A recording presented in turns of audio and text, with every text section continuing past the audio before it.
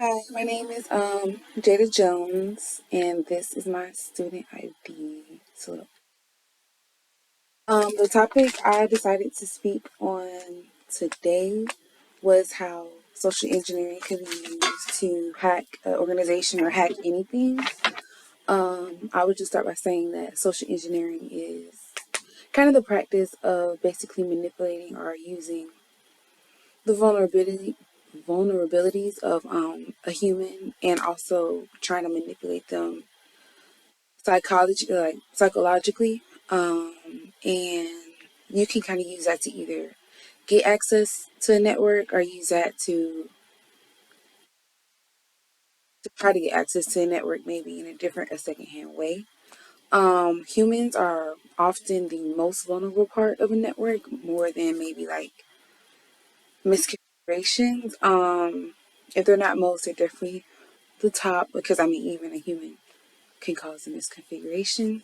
Daily with life, kind of daily, increasingly just relying on technology when it comes to like work, or when it comes to like day to day activities that you do in your daily life, or even stuff at home when it comes to like your fridges being online or other stuff being online.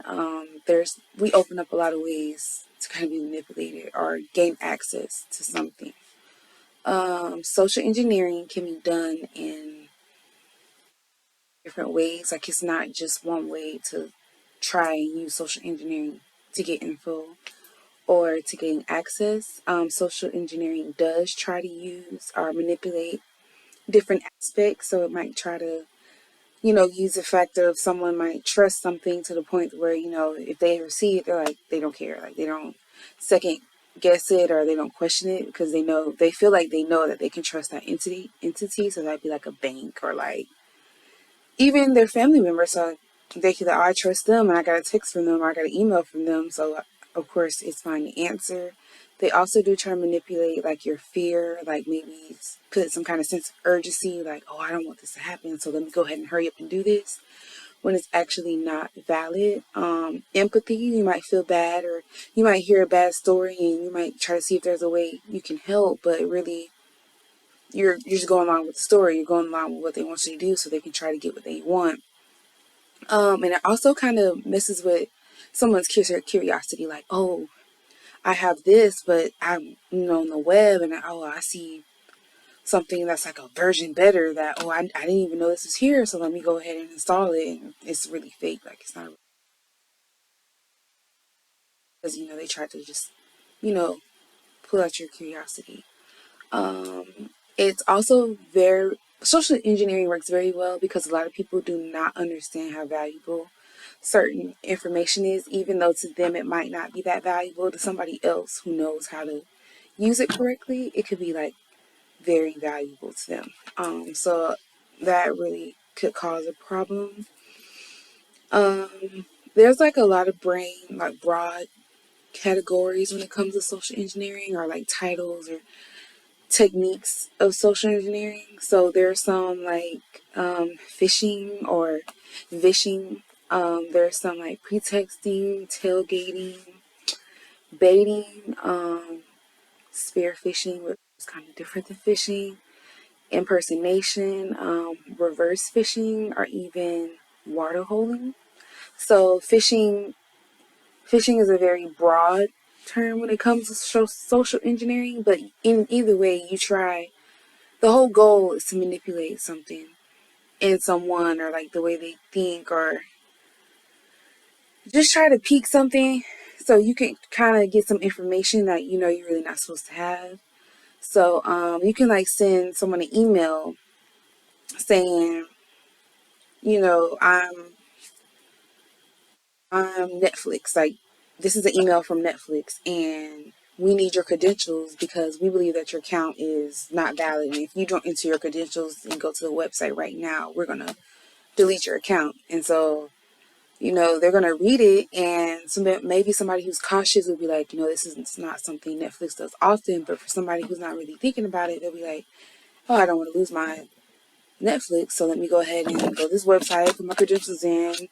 Nothing ever happens, so they feel like it's fine, but really you might just provide your credentials to somebody else. Or even if it's in a business organization, and they're like, your account is going to disable if you don't log in. Go to this website right now and reset your password, and you won't lose access. And so somebody who knows, like, oh, I want to go ahead and work, I don't want to get in the way, that they'll go ahead and put their credentials in, and now somebody may have access to a tool they really weren't supposed to have, because that was something that was set up to take credentials. Um, there's also spear phishing.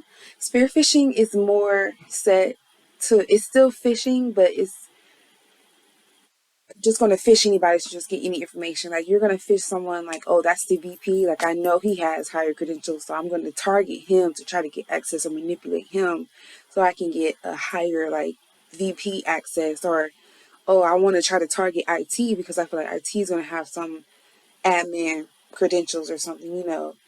So they don't just hit anyone. Like, they specifically hit a target for a certain reason because they need something. Pretexting is kind of like when, basically, so let's say an attacker like knows, oh, this person lives at a hotel, or like they, checked on, they're like, oh, they live at a hotel. Oh, well, they moved into a hotel, and I'm just gonna call them, and I'm gonna be like, hey, this is like the front office from the hotel, and we need your credit card info because like it didn't work, like we couldn't use it. So you're gonna set the pretext because like they stay in the hotel. So if you use that information, it kind of makes them feel like it's legit because they feel like only certain people will know that they're at that hotel. Like, nobody would just randomly call you and say, "Oh, I'm from the hotel. Can I get your credit?" Well, in this case, they would though. Tailgating is when the attacker would kind of wait for somebody who has authorized access to something, and they'll try to like tailgate, basically piggyback off of it.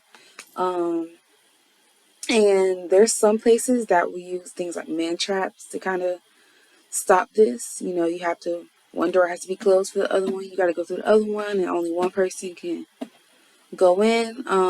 So that's something like a bank or something that could try and to go ahead. Um, baiting. Baiting is a great one because, like I said before, if somebody is looking at Adobe and maybe they see a better like Adobe version of some Adobe software they use, and they're like, this one has more like different add-ons and stuff, like it's better than the regular one on the website, download this one. Like, maybe it will download a file, or maybe it won't download a legit file, but it will download that malware. It will download a receiver to where it can be used whenever they feel like it. So that is a way to kind of try to use social engineering to get access to a network. They have impersonation. So impersonation, I feel like that can be done in different ways. Like, it doesn't always have to be in person. And so that could be like somebody like, oh, doing a website, just doing like a little reconnaissance. And they got the email from the VP, and they were able to spoof it and make like this mock email, like they're sending it from the VP to an employee saying, you will get terminated if you don't go to his website and do blah, blah, blah, blah. And so they're impersonating the VIP when they text the colleague. So the colleague, of course, is going to listen because it's an important message. It's from their VP. There's something that they should do. Or if they want to impersonate their bank and say, hi, this is your bank. We're having issues with the processing of payment. Can I get your routing account? Can you verify? Or maybe even if it was somebody who was able to act like a credit card company, they were saying, we're going to put this on your credit if you don't give us this information. That's a great way.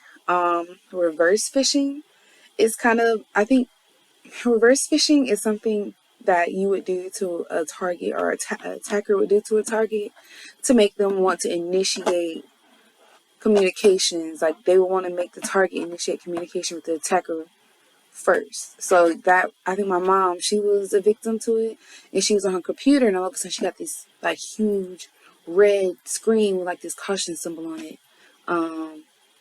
And they were basically like, your computer is like malware on it and you can't access it, and contact this phone number and we'll be able to help you. And all she had to do was close the screen. Like, that was, we simply just closed it and we made sure like nothing was up, and it went away. But I feel like if she had called that phone number to get help, if I wasn't able to look into her, like, no, this doesn't look real, they would have probably tried to remote in or install something, get her to download something, and that would have just led from there. So those are different ways that social engineering can be used to gain access to a network.